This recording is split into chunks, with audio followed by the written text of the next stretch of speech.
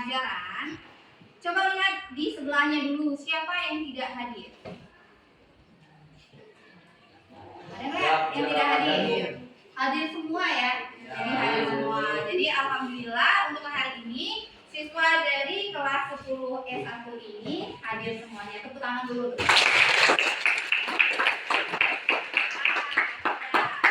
Nah, sebelum kita mulai pelajaran, siapa yang bisa bantu Ibu untuk membaca doa atau memimpin doanya? Siapa yang bisa bantu untuk memimpin doa? Silakan yang mau bantu memimpin doa. Kelas. Masih yang ketua kelasnya Mas? Ya, silakan pimpin doanya, boleh. Silakan pimpin doa.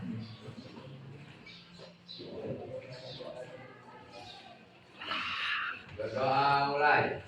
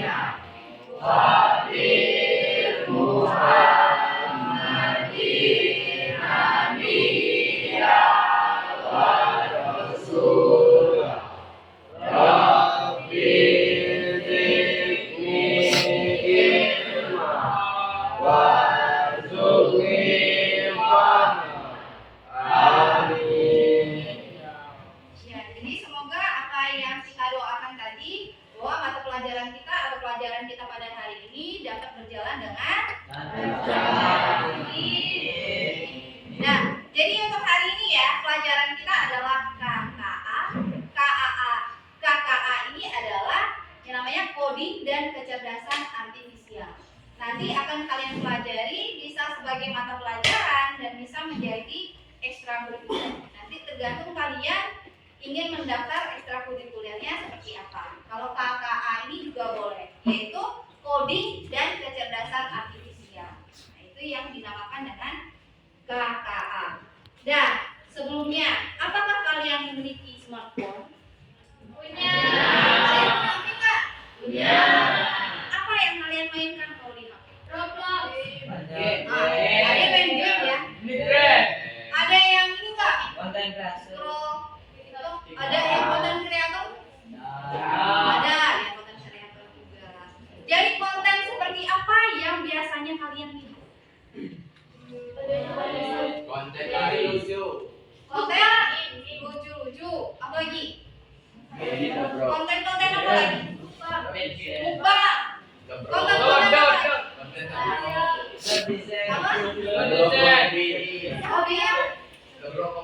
Oh, yang komedi ya. Nanti yang lucu-lucu juga ya. Jadi banyak.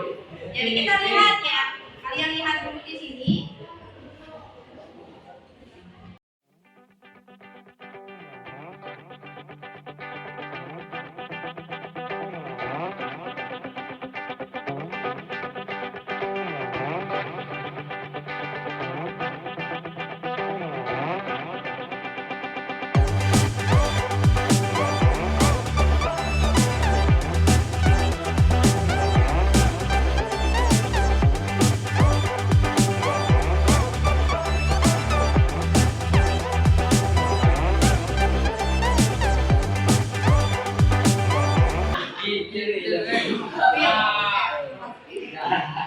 Dia mancing, mobilnya masuk. Oke, sudah.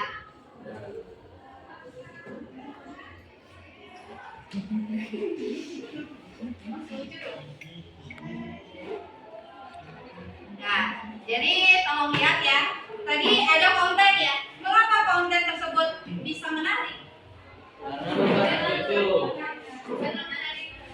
Karena ceritanya tadi ya, isi kontennya. Lalu apa lagi? Kameranya ya, maksudnya editannya juga bagus ya. Jadi tertuju pada siapa video tersebut, audiensnya siapa. Tapi kalau dikasih anak kecil yang apa, dia nggak bakalan ketawa karena tidak sesuai umurnya. Tapi pas diberikan pada kalian tertawa. atau yang melihat atau yang menonton video tersebut itu tepat sasaran. Jadi itulah mengapa video tadi itu menjadi menjadi lebih menarik seperti itu. Jadi coba lihat ke depan.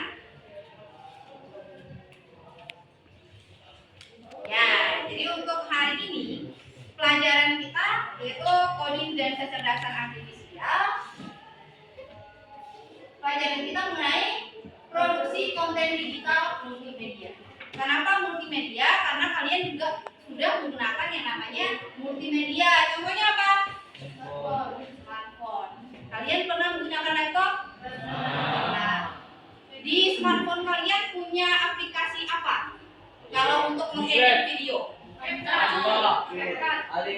Ya, ada pakai apa namanya? CapCut, ada yang CapCut ya. Terus pakai apa lagi? Ada yang pakai Canva? Ada yang pakai Canva. Pakai apa lagi? Pakai apa? Motion ya. Oh, jadi bisa juga itu ya untuk edit video ya. Untuk edit video. Jadi kita lihat dulu untuk hari ini adalah produksi konten digital multimedia. Ya, jadi adapun tujuan pelajaran kita pada hari ini yaitu peserta didik mampu memproduksi konten digital multimedia, misalnya video edukasi, infografis interaktif, ada presentasi multimedia dan pemanfaatan berbagi tools dan platform. Jadi kalian nanti bisa menggunakan platform apa saja. Contohnya tadi ya, ada apa tadi? Ada Canva, ada CapCut, lagi ada dan yang lain-lainnya. Itu yang akan kita pelajari. Kita mulai untuk merancang yang namanya konten multimedia kalian. Pertama kali ibu akan lihat bagaimana pemahaman kalian mengenai konten favorit atau konten yang pernah kalian lihat atau pernah kalian buat sebelumnya. Ini silakan buat di kertas satu lembar ya, boleh di kertas satu lembar. Ini saya bagikan dulu.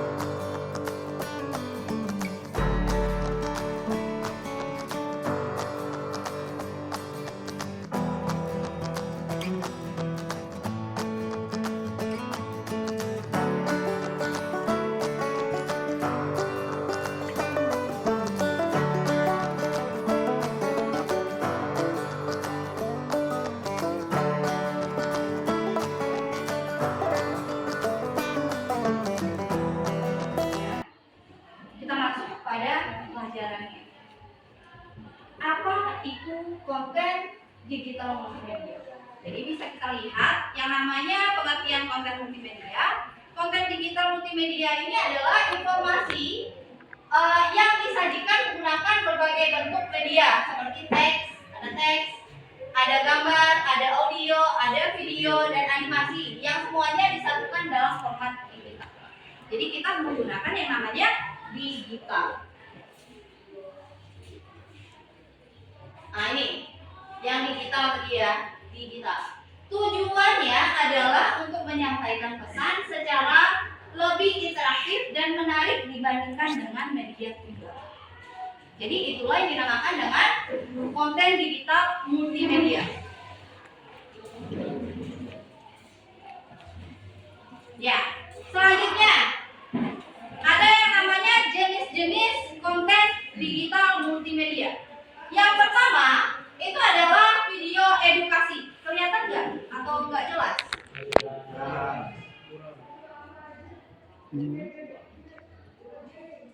Lihat tulisannya ya.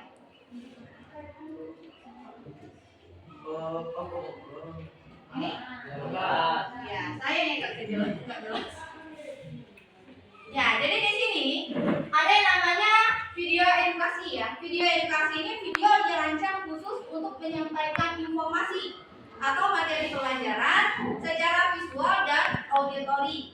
Karena video ya, kalau video itu ada audionya dan ada visualnya. Audio berarti suara, visual itu berarti gambar.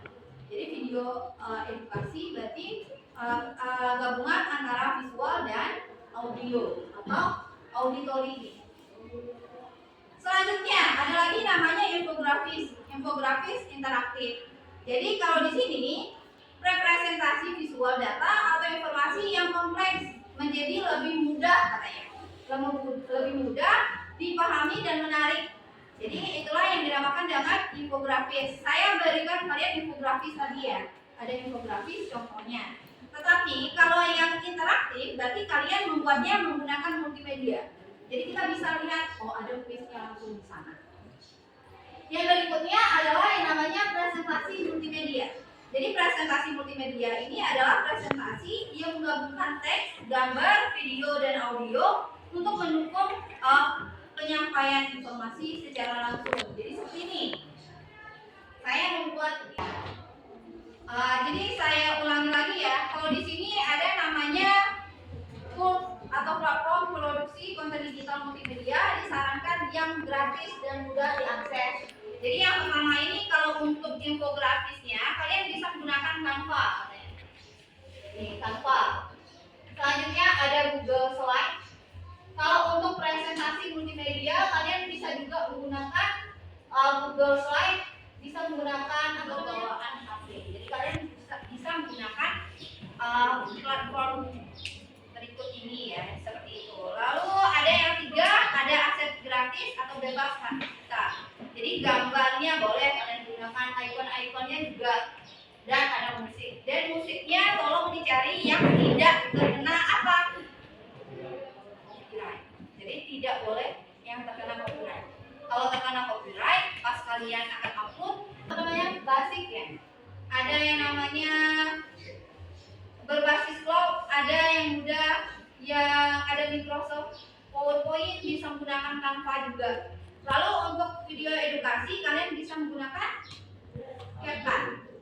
Selanjutnya bisa menggunakan InShot. Lalu dan ada namanya editor video. Buat ini lebih menarik ya, pakai ada yang namanya animasi.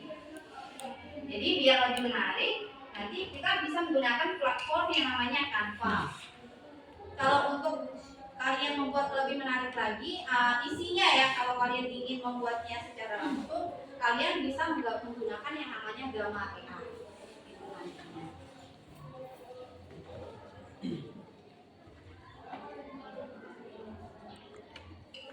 Ya, jadi di sini slide yang berapa ini? Ada yang kelima, lalu ada prinsip desain sederhana untuk konten efektif. Nah, ini tadi, mengapa konten ini juga merupakan kesalahan dalam pembuatan multimedia tadi, konten multimedia. Mengapa kontennya lebih menarik ya? Jadi harus ada prinsip desain sederhananya. Yang pertama, sesuai dengan target audiens. Kenapa sesuai dengan target audiens? Seperti yang Ibu katakan tadi. Kalau yang lucu tadi kita kasih pada anak yang kecil, mereka nggak bakalan nonton. Tetapi kalau audiensnya cocok, berarti konten tersebut akan lebih menarik. Selanjutnya ada yang namanya kejelasan pesan. Pesan apa yang disampaikan dari konten yang kalian buat? Kalau yang tadi yang lucu ya, pesannya adalah lucu. Selanjutnya ada yang namanya keterbacaan atau penggunaan ukuran font yang seperti ini tadi. Ada, kalau ibu tadi seharusnya buat fontnya yang warna lebih menarik ya, dan ukuran besar.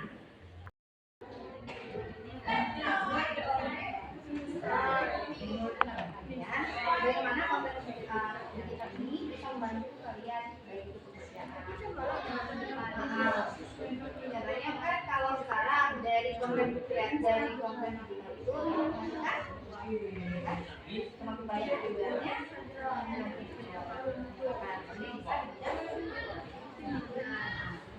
Kalau yang apa namanya edukasi, kan apa? Banyak konten edukasi yang sangat menarik. Menarik sehingga belajarnya bisa menarik.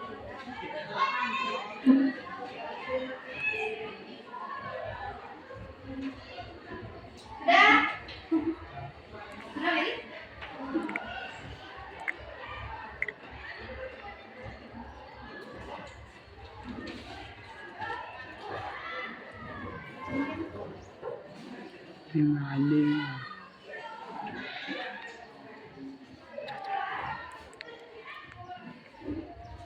Ada boleh.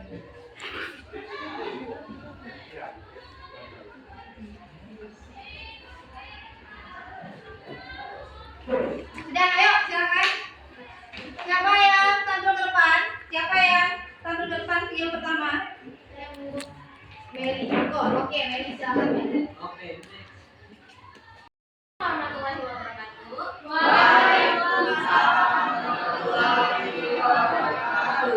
Perkenalkan, nama saya Meli Indriani. Di sini saya akan menyampaikan hasil LKP saya. Yang pertama, konten favoritku yaitu video TikTok. Ada macam-macamnya, yaitu playlist Spotify, Study With Me, demo besar-besaran, tutorial FYP, tentang korupsi, anak kecil yang meninggal karena dibunuh dan ada juga yang badannya dipenuhi cacing, perceraian, zina dan alhat. Ya, infografis Instagram saya biasanya berisi tentang beasiswa, lomba-lomba ataupun perusahaan, dan presentasi YouTube. Biasanya lewat cerita Nadia Omara, SpongeBob, Pinipin, Food Vlogger, dongeng bahasa Indonesia atau motivation class.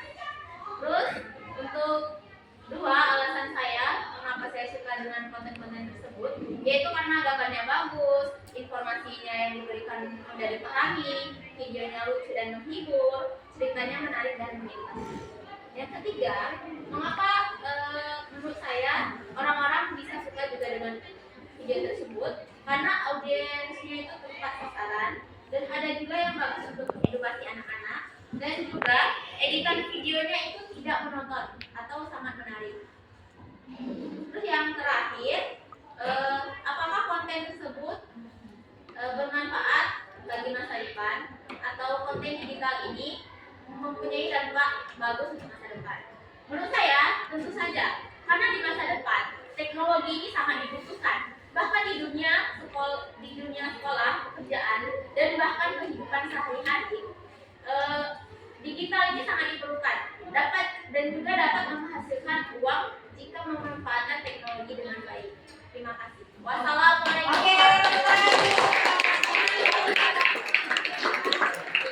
Ya, tadi udah kelihatan ya, katanya Meli itu lihat TikToknya mulai dari ada yang demo, lalu ada yang namanya anak-anak yang bulia, lalu ada anak yang terkena parasit yaitu cacing, lalu ada yang lagi heboh lagi katanya apa perceraian ya, udah kan?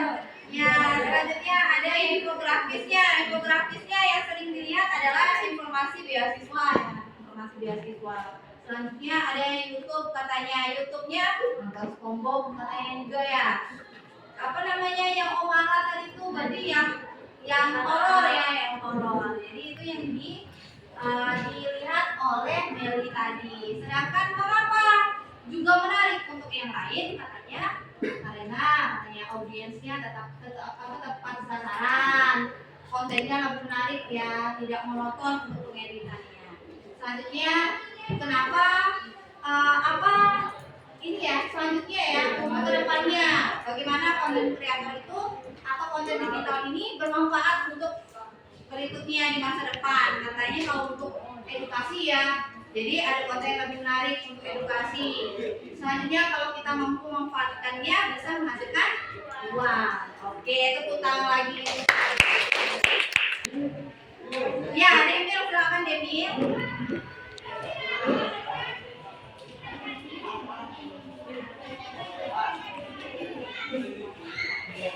Kenalkan, nama saya Deno Valeno dari kelas 10E1 akan mempresentasikan tentang KPD saya. Satu, konten favoritku. Konten favoritku yaitu YouTube, yaitu yang membuat konten tentang game. Satu, pelantur Indonesia yang meliput tentang film. Satu, yang final tentang perlombaan game belajar. Alasan saya menyukai konten ini: satu, informasi yang diberikan mudah dipahami; dua, cerita yang menarik, gambar yang bagus, dan membuat konten yang sering menerjemahkan ujian game yang berbahasa Inggris. Kenapa konten ini disukai oleh banyak orang? Karena kontennya sangat menarik, menarik dan menghibur, serta editannya sangat bagus. 2.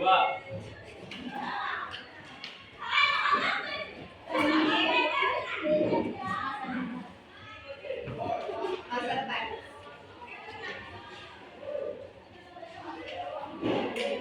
Gunanya konten digital di masa depan baik studi pekerjaan kehidupan sehari-hari.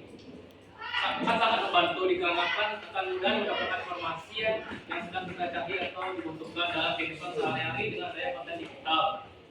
Serta akan menjadi peluang pekerjaan jika misalnya kita bisa ubah konten tersebut. Sekian.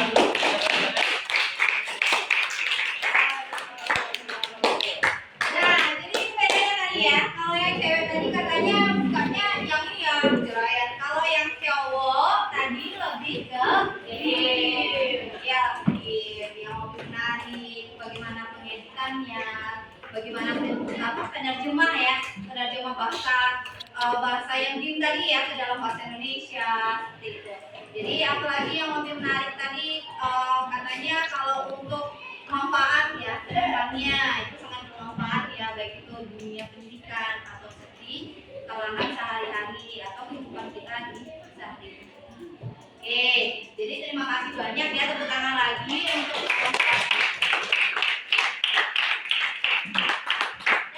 tentunya kalian setelah ini berarti kalian udah tahu ya bagaimana cara membuat konten yang menarik. Jadi adapun kegiatan kalian yang akan kalian lakukan pada minggu depannya yaitu adalah membuat konten digital atau tahapan produksi konten digital multimedia. Di mana tahapannya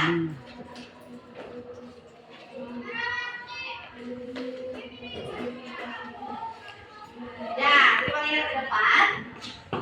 Jadi tahapannya yang pertama itu adalah praproduksi atau perencanaan. Jadi kalian harus ada yang namanya menentukan ide. Apa konten yang akan kalian buat? Apakah itu video, apakah itu infografis, dan apakah itu audio nanti atau teks nanti. Kita lihat ya. Selanjutnya identifikasi audiens. Audiensnya ini siapa? Konten. Selanjutnya perumusan pesan kunci. Apa pesan kunci yang akan disampaikan pada konten yang akan kalian buat? Lalu riset materi, kumpulkan data, fakta atau informasi yang dibutuhkan. Selanjutnya storyboard atau struktur konten, buat kerangka visual untuk video presentasi atau peta konsep untuk infografis yang menggambarkan alur konten dari awal hingga akhir serta poin-poin teks, gambar atau video yang akan digunakan. Jadi itu yang langkah pra ya, langkah pra. Selanjutnya ada lagi yang namanya langkah produksi atau eksekusi. Setelah pra atau setelah kalian merencanakan, barulah kalian namanya memproduksi atau eksekusi. Cara memproduksinya mengumpulkan aset, siapkan semua bahan, gambar, video, rekaman, audio atau musik latar. Ingat musiknya tidak boleh ya, karena copyright. Selanjutnya ada lagi namanya bisa menggunakan aset sendiri atau video yang lainnya. Tapi, nah ini mencari aset bebas royalti biar kita tidak terkena denda nantinya. Selanjutnya ada desain atau editing. Nah, jadi selanjutnya dan terakhir adalah pengeditan audio. Setelah kalian desain atau editing, baru pengeditan terakhir ya, yang paling terakhir. Selanjutnya ada namanya pasca. Tadi ada pra, ada eksekusinya, selanjutnya ada pasca produksi. Barulah kalian merevisi, cek kembali konten yang sudah dibuat. Lalu ada lagi namanya umpan balik ini, umpan balik. Minta teman atau guru untuk melihat dan memberikan masukan. Lalu ekspor atau penyimpanan. Kalian ingin membuatnya ke dalam PDF, ke dalam MP3, atau ini ya, PDF atau PNG untuk infografis dan distribusi atau presentasi. Bagikan konten kemana? Boleh ke platform yang sesuai atau presentasikan dari kalian.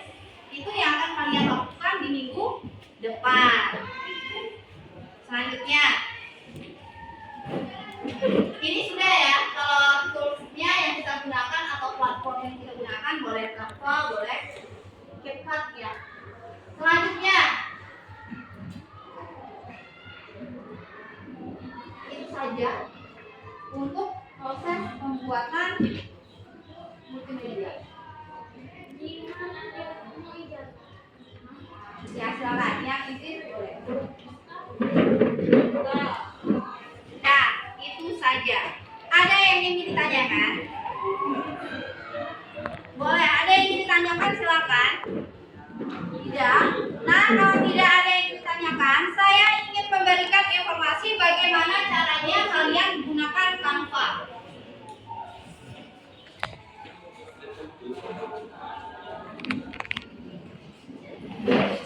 Ya, kelihatan nggak? Jadi coba lihat ke depan dulu. Cara menggunakan Canva ya, cara menggunakan Canva. Yang pertama, kalau kalian tidak memiliki yang namanya aplikasi Canva, baik itu di dalam laptop atau di dalam HP kalian, silakan cari di Google, lalu pilih yang namanya Canva. Setelah memilih Canva, pilihlah yang ini ya, Canva aplikasi visual untuk semua katanya. Jadi loading ya, agak loading. Nanti akan tampil berandanya seperti ini. Nanti ada berandanya seperti ini. Kalian bisa memilih. Contohnya, kalian ingin membuat presentasi, pilihlah yang presentasi. Kalian ingin membuat yang namanya media sosial, silakan membuat yang pilih media sosial. Contohnya, kalau kalian ingin membuat yang namanya PPT seperti yang saya buat, di sini ya ada banyak. Nah, seperti ini saya buat sendiri. Ada banyak ini PPT-nya. Contohnya, hidup di era digital misalnya. Kalian bisa menyesuaikan yang namanya template dari Canva tersebut. Jadi jadilah seperti ini ya, ada hidup di era digital seperti ini. Jadi kita bisa menggunakan yang namanya template-nya. Jadi bisa diedit juga. Contohnya bisa diedit, misalnya kita mau buatnya seperti lain ya, dari ini lain. Judulnya apa? Jadi bisa diedit. Itu untuk penggunaan. Mungkin demikian. Kalau untuk minggu depan, silakan dimulai perencanaannya seperti apa untuk konten kreatornya, untuk konten multimedianya. Jangan lupa idenya apa, audiensnya siapa. Oke, ada pertanyaan? Udah. Sebelum itu tutup, apa yang kalian peroleh pada pelajaran kali ini? Cara membuat konten. Apa prinsipnya? Tepat audiensnya, menarik kontennya. Lalu platform apa yang bisa kita gunakan? Apa saja? Ada Canva, ada Canva. Oke, berarti sudah mengerti semuanya ya. Bagaimana pelajaran kita hari ini? Apakah menyenangkan? Oke, kalau menyenangkan tepuk tangan dulu. Jangan lupa untuk tugasnya adalah membuat desain konten multimedia. Oke, mungkin demikianlah pelajaran kita.